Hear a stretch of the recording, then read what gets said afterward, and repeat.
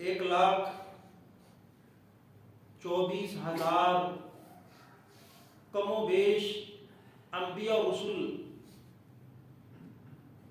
اللہ کی طرف سے انسانوں کی طرف مبعوث کیے گئے، لیکن جو مقام، جو خاصہ اور جو خصوصیات محمد رسول اللہ صلی اللہ علیہ وسلم کی ہیں، ان خصوصیات کو، اس مقام کو کوئی دوسرا نبی نہیں پا سکا ہے۔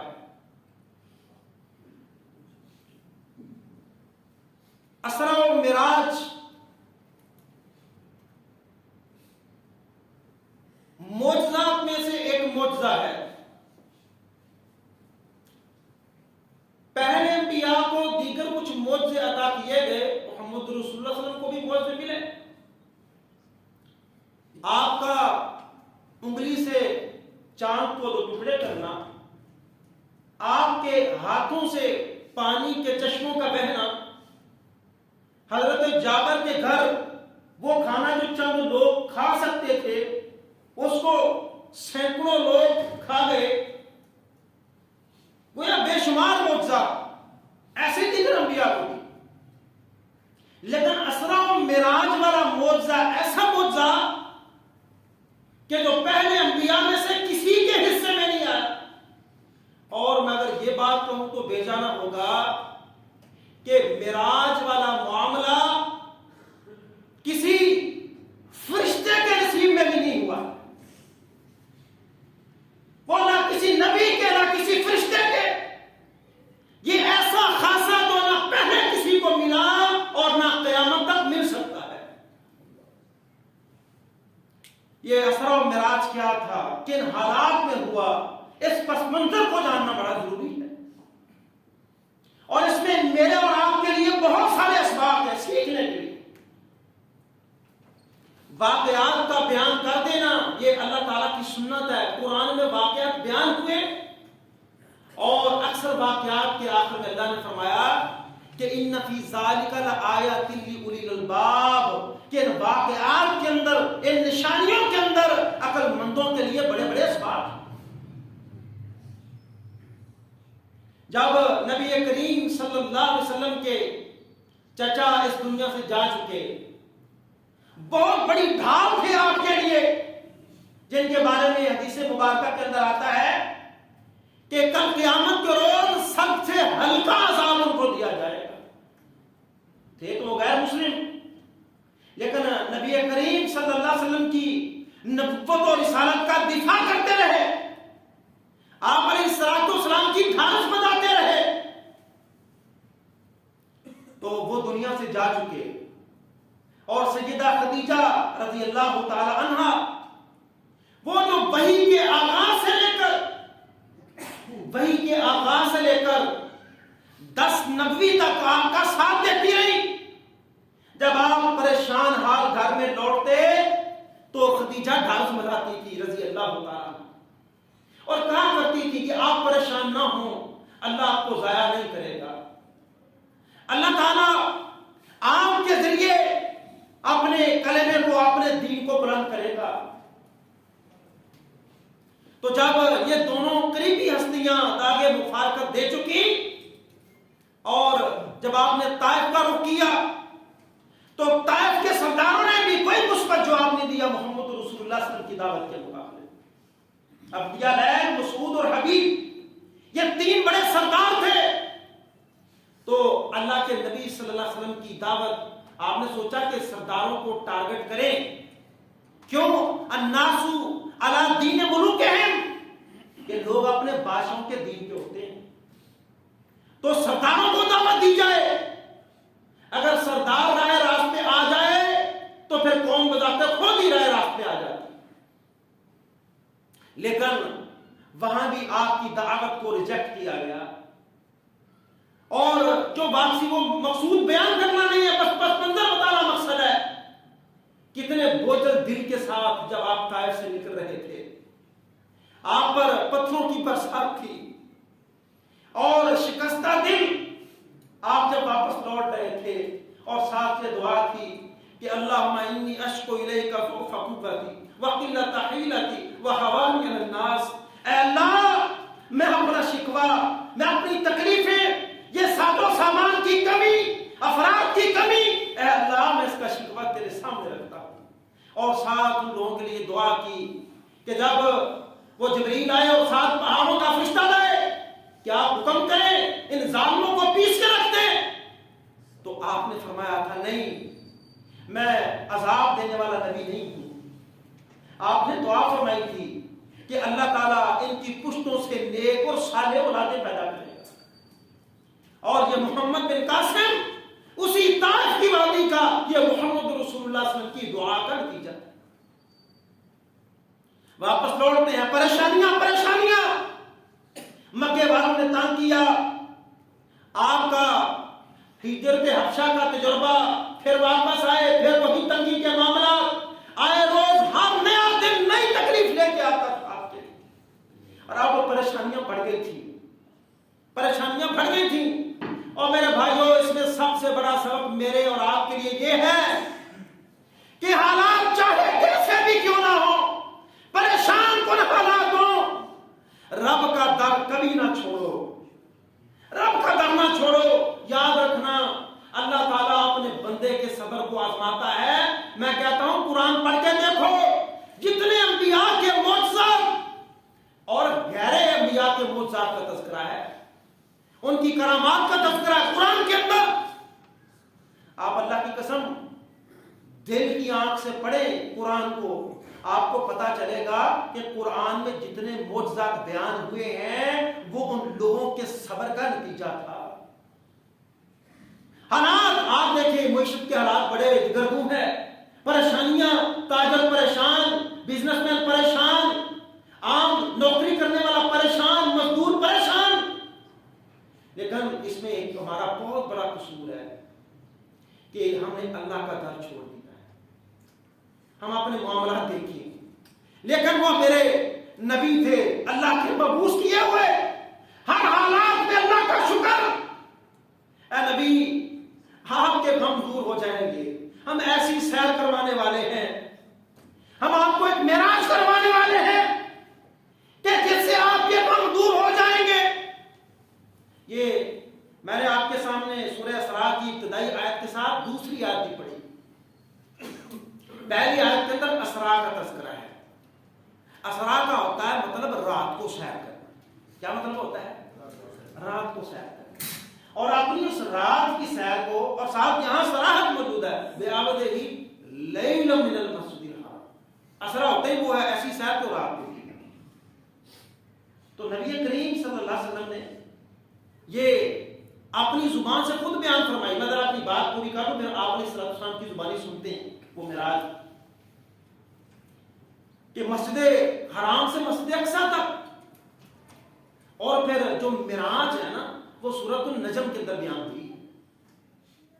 سورہ بنی اسرائیل کے آغاز میں اسراء صرف سیر کا تذکرہ ہے جو مسجد حرام سے مسجد اقصیٰ تک تھی، رات کے تھوڑے سے لمحے میں، کہ جو سفر اونٹ کی سواری کا 40 راتوں 40 دن کا سفر ہے، مسجد حرام سے مسجد اقصیٰ، وہ رات کے معمولی سے پیار میں ایک چند تھوڑے سے حصے،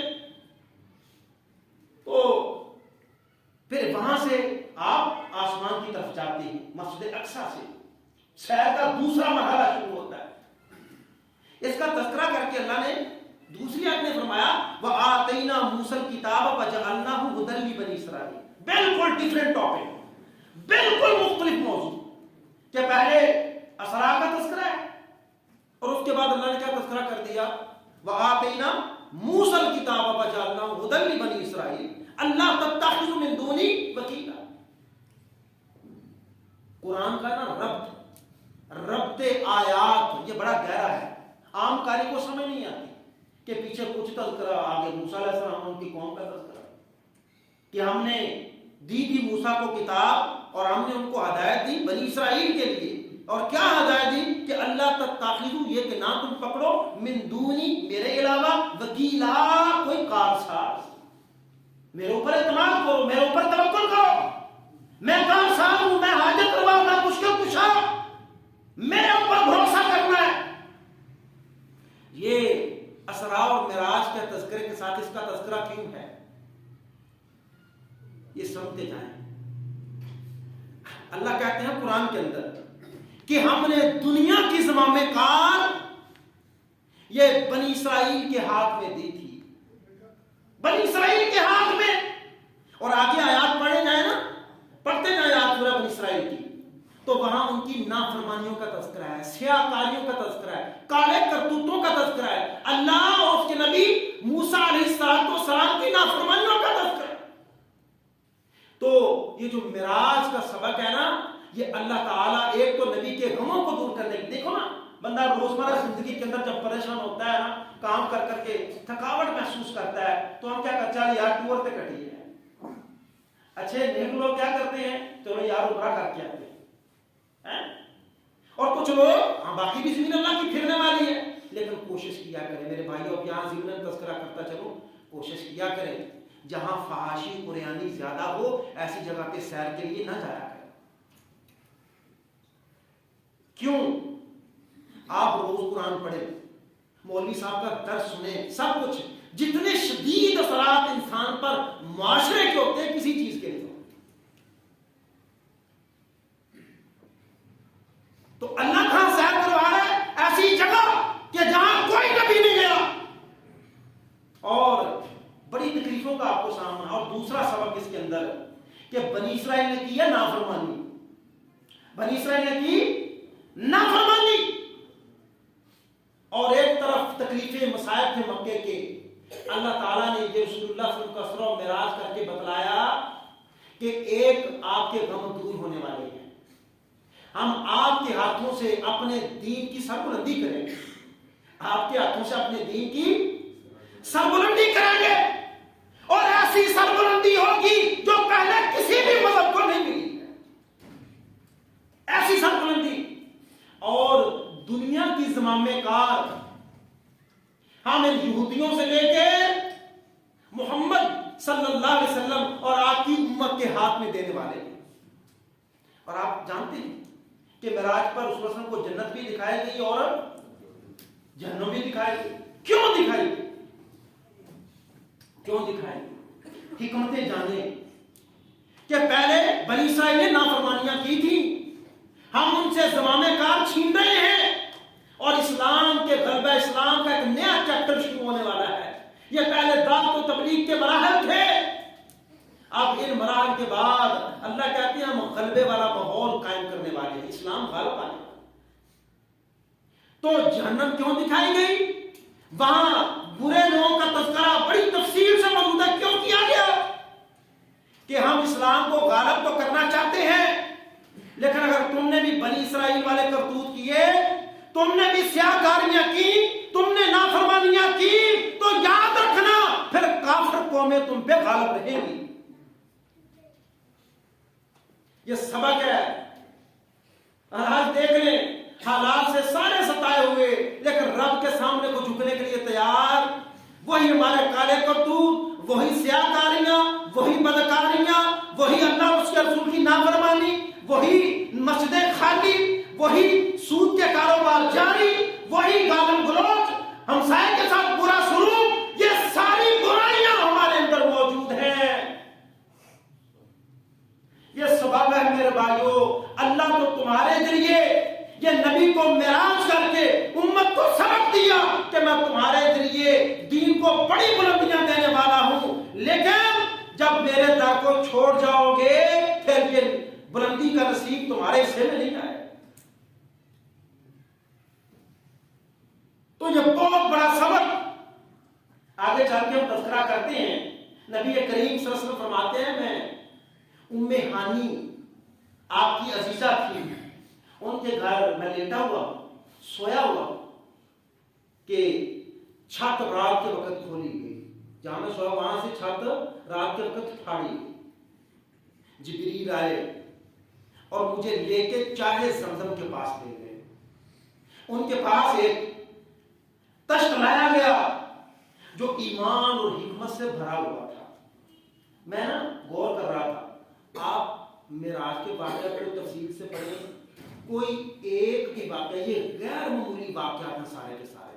پہلے کسی نبی کے نہ ایسی سواری ملی کسی نبی کو، نہ اس طرح سینہ چاک کیا گیا جتنی مرتبہ آپ کا سینہ چاک کیا. مفسرین کہتے ہیں کہ اسی ایک سفر کے اندر آپ کا سینہ مبارک 2 دفعہ چاک کیا گیا. جتنے واقعات ہیں، جتنے غیر معمولی نوعیت کے، کہتے ہیں کہ وہ تشت لایا گیا جو سونے کا تھا، ایمان اور حکمت سے بھرا ہوا تھا. تو چاہے زمزم کے پاس میرے سینے کو میری ناف تک چیرا گیا، میرا دل نکال کے زمزم سے دھویا گیا. اس پانی جیسا اس کائنات کے اندر پانی نہیں ہے، اس کے ساتھ دھویا گیا. پھر سواری آئی، براق نامی سواری، جو گدھے سے ذرا بڑی اور خچر سے تھوڑی چھوٹی تھی، اور وہ اتنی تیز جس پر زین کسی ہوئی تھی. جہاں تک انسان کی نظر پڑتی ہے ایک قدم کے بعد دوسرا قدم اس سواری کا وہاں پڑتا ہے.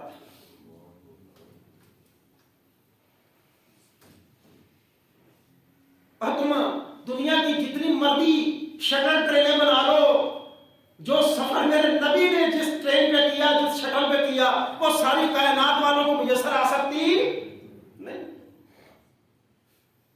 اور بڑی حکمتیں بیان کی. اس کے اندر ایک اور بھی حکمت تھی اس سفر کے اندر، سواری کے اندر، کہ مفسرین نے ایک لطیف اشارہ کیا ہے کہ آنے والے وقتوں میں تمہارے سفروں میں تیزی آئے گی. یہ معراج کے سفر میں یہ بھی سبب ہے کہ آنے والا دور سائنس اور ٹیکنالوجی کا دور ہوگا.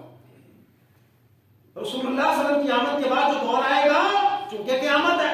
اور میں اکثر غور کیا کرتا ہوں بہت ساری چیزیں. یہ تو بات اپنی جگہ آتا ہے کہ نبی صلی اللہ علیہ وسلم کے بعد کوئی نبی آنے والا قیامت ہے نا. اور آپ نے اس وقت فرمایا تھا جب سورج غروب ہونے والا تھا، آپ نے فرمایا صحابہ یہ جو سورج سارا دن سفر طے کر کے آیا ہے، یہ پچھلی امتوں کا وقت ہے، اور غروب ہونے کے قریب ہے، یہ اتنا سا وقت ہمارا رہ گیا. اور آپ کو کتنی دیر ہوگی؟ تقریباً 1400 سال. میرا اپنی ریسرچ کے مطابق جو ہیومن لائف ہے نا، وہ 6 سے 7 ہزار سال سے زیادہ نہیں ہے. ہیومن لائف 6 سے 7 ہزار سال سے زیادہ، تو 1500 سال تقریباً آپ کو کہے ہوگی. اور آپ نے فرمایا تھا کہ سورج غروب ہونے والا ہے. یہ علامات قیامت. آپ دیکھیں سورہ بنی اسرائیل، جو سورہ بقرہ کے اندر وہ جو کہا تھا بنی اسرائیل والوں کہ گائے ذبح کریں، وہ مقتول قاتل کا پتہ لگانا تھا نا. تو گائے کیسی ہو جو جوتی نہ گئی، ہل نہ چلائی گئی ہو، کھیتی کو شراب نہ اس نے کیا ہو. اچھا یہ بوڑھے بزرگ جانتے ہیں جب سے یہ کائنات بنی ہے اس وقت سے یہ تذکرہ ہو رہا ہے کہ اس کا مطلب آپ سے پہلے بھی ایسا تھا، بنی اسرائیل سے پہلے بھی ایسا تھا کہ جانوروں سے کھیتیاں پلائی جا رہی ہیں، وہ ہل بھی چلائے جا رہے ہیں اور پانی بھی کھیتیوں کو پلایا جا رہا ہے. اب مجھے شاید پاکستان کے انتہائی کوئی بیکورڈ ایریا جہاں نظر آئے گا، اب سارے ٹریکٹر اور modern way of irrigation and cultivation. کیوں یہ ایسے ہی ہے؟ اس کا مطلب کیا ہے کہ وہ جو نسل انسانی کے اندر چیزیں چلتی آ رہی تھی ان کا خاتمہ اس بات کی علامت ہے کہ قیامت ہمارے سروں پہ کھڑی ہے. اقترب الساعۃ، قیامت ہمارے سروں پہ. تو یہ جو ہوائی سفر ہے نا، یہ بھی قیامت کی علامات بتا رہے ہیں کہ بس اس سے جو سفر نبی نے کیا اس جیسا تم نہیں کر پاؤ گے، اس سے پہلے قیامت. بڑے لطیف اشارے ہو سب. تو آپ کہاں گئے؟ مسجد اقصی کے اندر. کہتے ہیں کہ اس کنڈے کے ساتھ جہاں دیگر انبیاء اپنی سواریاں باندھا کرتے تھے، ہم نے بھی اپنے براق کو باندھا. اور وہاں تمام انبیاء موجود ہیں، اور رسول اللہ صلی اللہ علیہ وسلم نے 2 رکعت نماز پڑھائی ہے تمام انبیاء کرام. یہ جو قرآن میں وعدہ لیا نا اللہ نے نبیوں سے، کیا نبیوں تمہاری نبوت ہو، تمہاری شریعت ہو، تمہاری کتاب ہو، تمہارا سکہ چل رہا ہو، اور اس دوران میرا آخری نبی آ جائے، تمہاری نبوتیں بھی کینسل، کتابیں بھی کینسل، تمہاری شریعتیں بھی کینسل، ہر چیز کینسل. تم نے اپنے کام کو چھوڑ کے میرے نبی کی فرمانبرداری کرنی ہے اور میرے نبی کے دین کی تعریف کرنی ہے. اسی لیے ہوتا ہے نا، اگر عیسیٰ علیہ السلام آئیں گے تو کیا وہ انجیل کی تعلیم دیں گے؟ کیوں جی؟ ہمارا ایمان ہے کہ عیسیٰ علیہ السلام قرب قیامت آئیں گے. وہ کس کی تعلیم دیں گے؟ قرآن کی تعلیم دیں گے. نبی علیہ السلام کے پیغام کو، اسلام کو پوری دنیا میں نافذ کریں گے. تو انبیاء کی امامت کروا کے اللہ نے بتلا دیا کہ میرے نبی امام الانبیاء ہیں. میرے نبی کیا ہے؟ امام الانبیاء. اور جب یہ نماز پڑھائی گئی پھر آپ کا سفر آسمان کا سفر ہے. آسمان کا سفر، پہلے آسمان پہ دوسرے مختصر کرتا ہے. ساتوں آسمانوں پہ انبیاء کرام سے ملاقات، ساتویں آسمان پہ ابراہیم علیہ السلام سے ملاقات ہوئی. جس نبی کے متعلقہ جو باتیں وہ ساتھ ساتھ لفظ کرتے چلتا ہے. تو بتایا سلام کیا پہلے آدم علیہ السلام سے لے کے درمیان میں وہ یحییٰ علیہ السلام، ٹھیک ہے، پھر یوسف علیہ السلام، یونس علیہ السلام، ادریس علیہ السلام، یہ سارے انبیاء، موسیٰ علیہ السلام، عیسیٰ علیہ السلام، سارے انبیاء سے ملاقاتیں ہو رہی. اور آخری آسمان پہ کون ہے؟ ابراہیم علیہ السلام. ملاقات ہر دروازے پہ آپ نے یہی بات کی، سلام دی. اور جب ملے تو نبی نے سلام کا جواب دیا اور آپ کی نبوت کا اقرار کیا. آپ کی نبوت کا اقرار کیا. ابراہیم علیہ السلام نے آپ کی نبوت کا انکار کرنے کے بعد آپ کے لیے ایک چھوٹا سا پیغام بھیجا. آپ کے لیے پیغام سننا چاہیں گے؟ وہ جد الانبیاء، بابا توحید، کہ جنہوں نے بڑی ماریں کھائی اللہ کی توحید کی. کہا ہے محمد صلی اللہ علیہ وسلم جب آپ چاہیں تو آپ میری اپنی امت کو میرا سلام کہیے گا. جدی امجد کا اپنے آنے والی نسلوں کو سلام بھیجنا کیا ہے کہ جس طرح یہ نبی بے مثل ہے، یہ امت بھی بے مثل ہے. جس طرح نبی ہمارا بے مثل، ہماری یہ امت محمدیہ بھی بے مثل ہے. اور ایک اور بھی پیغام دیجیے کہ اللہ کی جو جنت کے اندر زمین ہے نا وہ بڑی زرخیز ہے. میرے گھر اسپیشل سنا جٹا گئی. اللہ کی جو جنت ہے نا اس کی زمین بڑی زرخیز ہے اور اس کا پانی بڑا میٹھا ہے. اور اس میں جو کچھ کاشت کیا جاتا ہے وہ بڑا پھل آور ہوتا ہے. اس میں بویا گیا دانا ضائع نہیں ہوتا ہے. اور زمین ہموار ہے، پتھریلی نہیں ہے، اس کے اندر پلیٹوز نہیں ہے، سطح مرتفع نہیں ہے، ماؤنٹین چین نہیں. اللہ کہتے ہیں بہترین وہ پیغام آیا ہموار ہے. ابراہیم کہتے ہیں جا کے پیغام دینا. اور وہاں کاشتکاری کرنا چاہتے کو پھول، کو بوٹے، کو درخت، کو کھجورا، کوئی ہے اور پھل لانا چاہتے تو 100 وظیفہ بھی بتایا کہ یہ وظیفہ جا کے بتا دینا، یہ وظیفہ بتانا. پھر جنت میں ان کے لیے باغیچے کھلے گے، درخت لگیں گے. اور یہ بیج ہیں، یہ جو آپ نے وظیفہ بھیجا یہ کیا ہے؟ بیج ہے. تم یہاں زمین پہ وہ بیج بولتے رہو، جنت میں اللہ تمہارے درخت لگاتا چلا جائے. اور وہ کیا ذکر فرمایا؟ کہتے ہیں جا کے بتانا سبحان اللہ والحمدللہ ولا الہ الا اللہ واللہ اکبر. یہ وہ پڑھتے جائیں، جنت کے اندر باغیچے اور درخت ان کے نام کے لگتے چلے جائیں.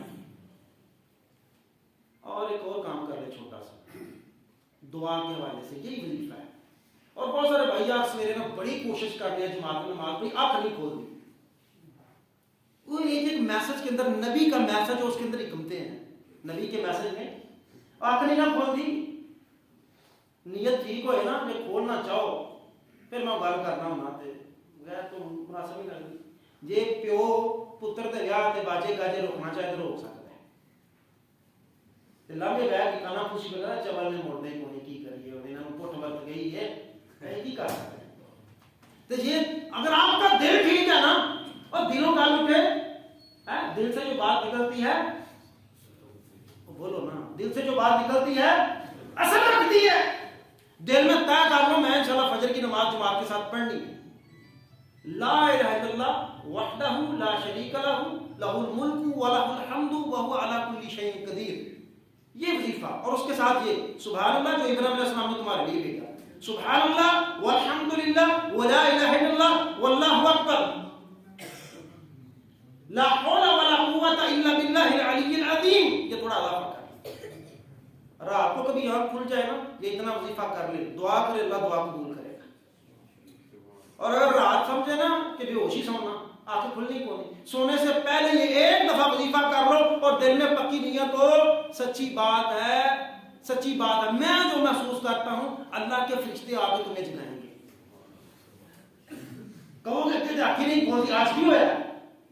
سچی بات ہے، یہ آزمودہ، یہ پریکٹیکل وظیفہ، پریکٹیکل وظیفہ. دعائیں بھی قبول ہوں گی اور انشاءاللہ آپ فجر کے لیے بیدار بھی ہو جائیں گے. یہ وظیفہ ملا، پھر آپ علیہ السلام آگے گئے، وہاں بیت المعمور جس کا عکس دنیا میں بیت اللہ ہے، یہاں انسان طواف کرتے ہیں، اللہ کے فرشتے طواف کرتے ہیں. پھر آپ سدرۃ المنتہا تک پہنچے. سدرۃ المنتہا کیا ہے؟ اس سے آگے کوئی آتا گیا پایا ہے؟ اس سے اوپر کس طرح کے معاملات ہیں، نیچے کس طرح کی، جنت میں کیا دیکھا، جہنم میں کیا دیکھا، اور اللہ تعالیٰ نے آپ کو توفیق دیا. انشاءاللہ اگلے خطبے میں بیان کریں گے.